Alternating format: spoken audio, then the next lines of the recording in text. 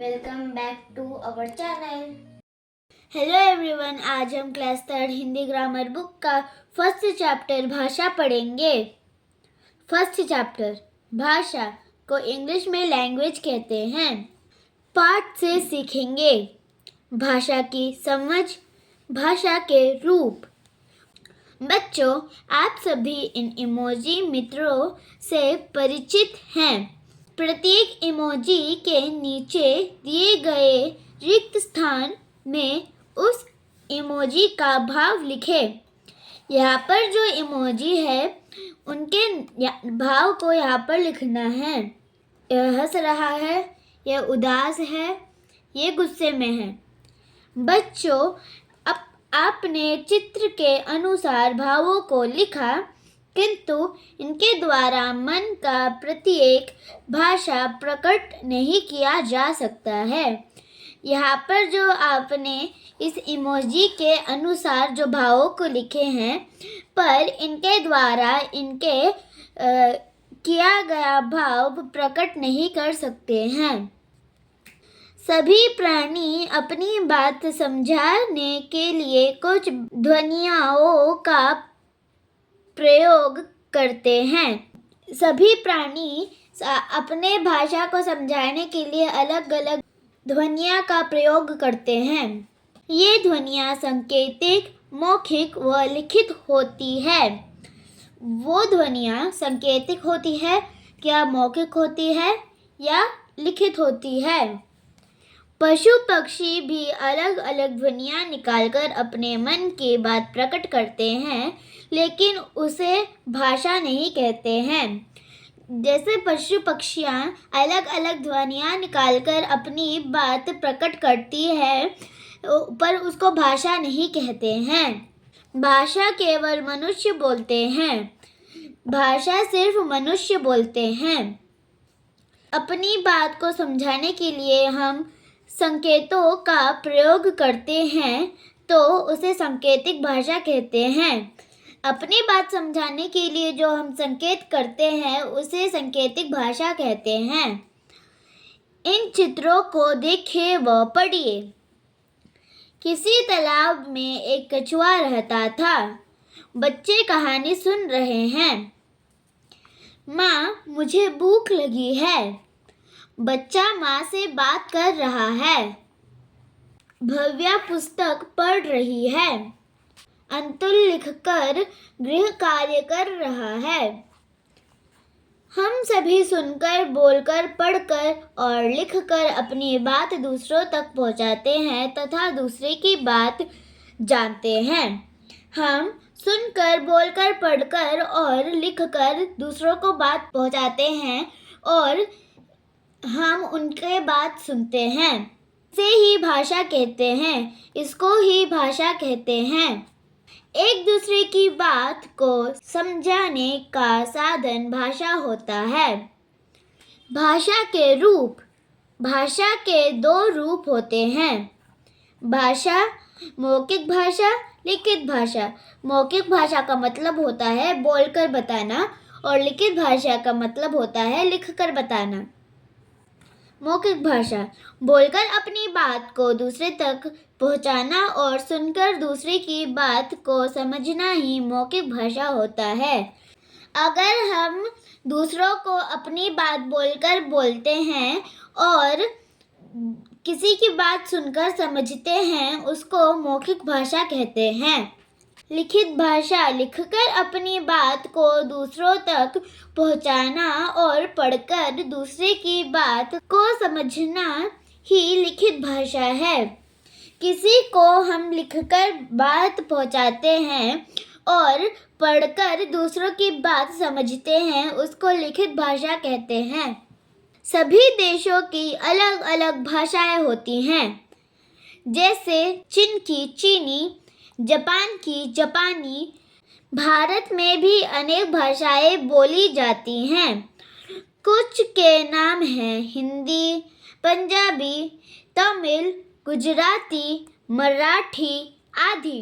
भारत में सबसे अधिक बोले जाने वाली भाषा हिंदी है। लिपि। बच्चों, आपने जाना कि बहुत सारी भाषाएं बोली और लिखी जाती है। भाषाओं के बोलने और लिखने के ढंग अलग अलग होते हैं। भाषा के लिखने का ढंग लिपि होता है। इसके लिए कुछ विशेष चिन्ह होते हैं। हर भाषा की अपनी एक लिपि है। हिंदी देवनागरी लिपि में लिखी जाती है, जबकि अंग्रेजी भाषा रोमन लिपि में लिखी जाती है। हमने सीखा जिसके द्वारा हम अपनी बात एक दूसरे तक पहुंचा सकते हैं उसे भाषा कहते हैं। भाषा के दो रूप हैं, मौखिक और लिखित। सुनकर व पढ़कर समझी जाने वाली भाषा मौखिक भाषा कहलाती है। पढ़कर व लिखकर समझी जाने वाली भाषा लिखित भाषा कहलाती है। कभी कभी संकेतों द्वारा भी अपनी बात दूसरों को समझाई जाती है। भाषा को लिखने का ढंग लिपि कहलाता है। कार्यपत्रक 1। फर्स्ट, चित्रों के नीचे भाषा के उचित रूप का नाम चुनकर लिखिए। Right correct form of language below every picture. यहाँ पर हेल्प बॉक्स है, उनको यहाँ पर देखकर लिखना है। हर एक शब्द 2 बार भी आ सकता है। संकेतिक भाषा, मौखिक भाषा, लिखित भाषा। क, यहाँ पर अध्यापक जी बच्चों को पढ़ा रहे हैं, इसलिए यह लिखित भाषा है। यहाँ पर कोई इंसान पढ़ रहा है, इसलिए यह भी लिखित भाषा है। यहाँ पर ट्रैफिक पुलिसमैन संकेत दे रहे हैं, इसलिए यह संकेतिक भाषा है। घ, यहाँ पर बच्चा पढ़ रहा है, इसलिए लिखित भाषा। यहाँ पर कोई म्यूजिक सुन रहा है, इसलिए मौखिक भाषा। यहाँ पर कोई इंसान बात कर रहा है, इसलिए मौखिक भाषा। सेकंड, दिए गए शब्दों से रिक्त स्थान भरिए। Fill in the blanks with the given words. यहाँ पर हेल्प बॉक्स में वर्ड्स है, उनको देखकर यहाँ पर लिखना है। क, डैश केवल मनुष्य बोलते हैं। भाषा। ख, पशु पक्षी अलग अलग डैश निकालते हैं। ध्वनियाँ। ग, पुस्तक भाषा का डैश रूप है। लिखित। घ, भारत में सबसे अधिक बोली जाने वाली भाषा डैश है, हिंदी। इन्हें चीन में डैश भाषा बोली जाती है, चीनी। च, संसार में डैश भाषाएं बोली जाती है, अनेक। थर्ड, भारत में बोली जाने वाली 5 भाषाओं के नाम लिखिए। Write the names of the 5 Indian languages. First, Punjabi. Second, Marathi. Third, Gujarati. Fourth, Tamil. Fifth, Malayalam. Fourth, आप कौन कौन सी भाषाएं जानते हैं, उनके नाम लिखिए। Which languages do you know? Write their names. जो भाषा आपको आती है या जानते हो, उसके नाम यहाँ पर लिखने हैं।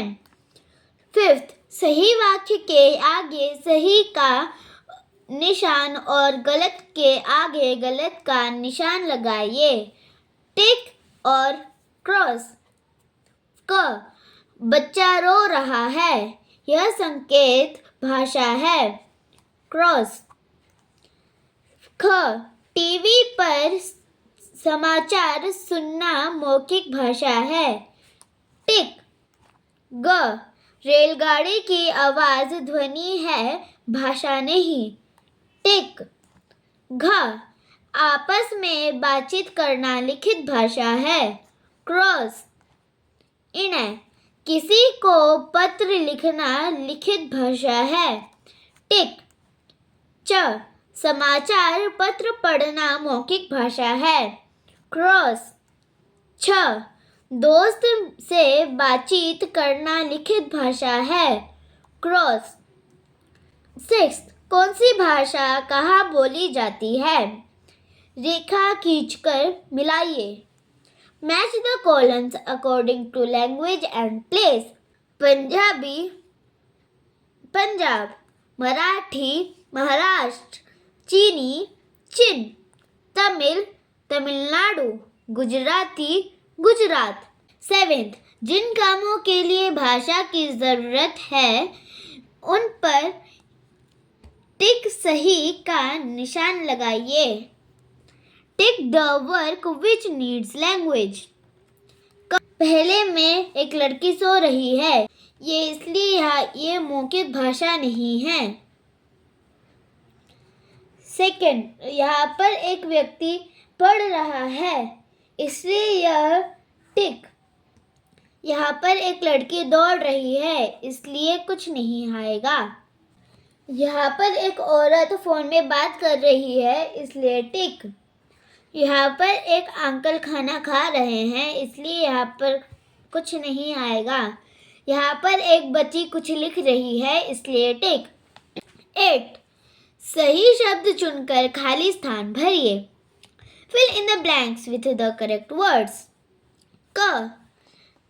अपनी बात को एक दूसरे तक पहुंचाने के लिए हम डैश का प्रयोग करते हैं। भाषा पुस्तक। आंसर भाषा सही है। ख. बोलकर अपनी बात दूसरे तक पहुंचाना भाषा का डैश रूप है। मौखिक लिखित। आंसर मौखिक सही है। ग. भाषा के 2 रूप हैं, मौखिक और डैश लिखित देश। आंसर लिखित सही है। घ.